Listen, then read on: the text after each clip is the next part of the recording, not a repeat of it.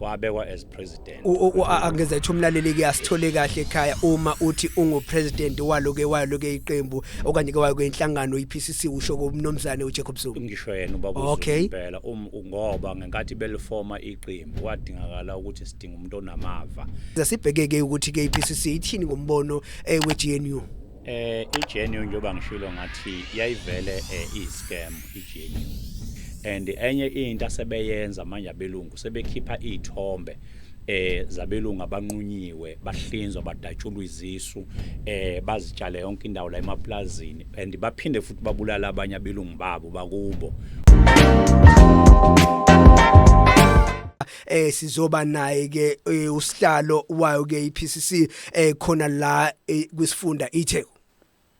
Yebo kunjalo ngosihlalo wePCC eThekwini ozoka ubambe nje umsebenzi size sobekela sobeka khona mhlambe ke kumlalelo khona ekhaya ake sibheke ngoba abalaleli abaningi uzothola ukuthi ke makukhulunywa ngayo ke yona ke iProgressive Civics Congress ke uzothola ukuthi akayazi kwasayiyona mhlambe ke siqale sibheke ukuthi iyini yona nanokuthi ke ubuholi bayo bukhethwa kanjani.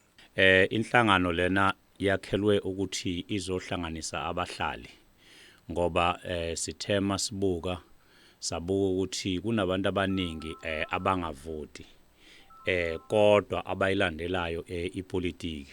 Sibheke ke emhlonishwa ne ukuthi ke ubuholi bakhona bukhetheka kanjani ke angithi ke mangichaza leyo msakazi kuba ukuthi njengoba ngishilo ukuthi siPCC sibhekile ukuthi iliphi iqembu lezepolitiki esingazilumbanisa nalo noma esingazihlanganisa nalo.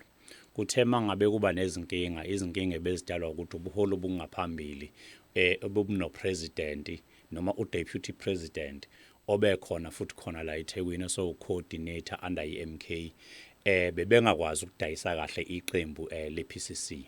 Kwase kusuka amanye amalunga eyothathisela kumuntu omdala okuJacob Zuma ukuthi nakho sifuna ukusiza abahlali ikhona inhlangano yabahlali kodwa ayikho effective noma ungathi buyeke iyahluleka ukuthi idayise lona leli qembu leli labahlali. Yini esingayenza wayesebake nombono not ukuthi upresident angicacise lokho walo iqembu lePCC wabekwa as president. Angeza ethi umlaleli ke asithole kahle ekhaya uma uthi ungupresident waloke iqembu okanye ke wayo inhlangano iPCC usho komnomzane uJacob Zuma. Ngisho yena ubaba uZuma impela ngoba ngenkathi belifoma iqembu kwadingakala ukuthi sidinga umuntu onamava ukuthi sidinga umuntu onamava ukuthi asidayisele iqembu. Ngokuthi ke uMaxhaphethu njengoba sazi ngeminye imisebenzi eminingi akakakwazi ukuthi akuphume obala nje akhulume ngeqembu kodwa bekuthi akakwenza. Sasibhekeke ukuthi ke iPCC ithini ngombono weGNU. iGNU njengoba ngishilo ngathi yayivele iscam iGNU. Lana kwenziwa itulo mangabe nikhumbula ukuthi eLibya uGaddafi wafa kanjani mangabe nikhumbula ukuthi uSaddam Hussein waseIraq wafa kanjani nizokhumbula ukuthi wabulawa ngokuthi kuthiwa kunezikhali zenuzi kodwa la eSouth Africa abakwazanga ukuthi sinezikhali zenuzi kodwa into eyenzekile sekutholakala ukuthi kunama minerals eKZN ayisimangaliso iwona ke lawa asefunwa lamabhunu asefuna ukuthi iAmerica ingene ngegenocide and enye into asebeyenza manje abelungu sebekhipha izithombe zabelungu abanqunyiwe bahlinzwa badatshulwa izisu bazitshale yonke indawo la emaplazini and baphinde futhi babulala abanye abelungu babo bakubo kuze kubongazi khona inkinga ekhona eSouth Africa. Enye ke propaganda ephushwayo leyo nezinye izinto ezenziwa ebumnyameni ngoba lelizwe leli liyafunakala. Enye into abayifunayo sebethula ukuthi iKZN ibanjwe ingonyama trust sisebenzela abahlali ukuze ngelinye ilanga sizuze lento esifunayo. Siyabonga.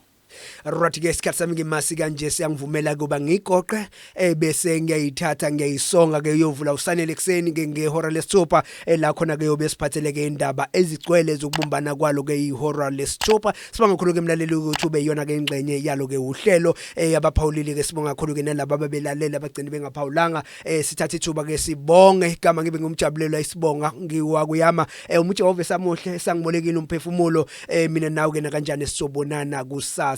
Salut.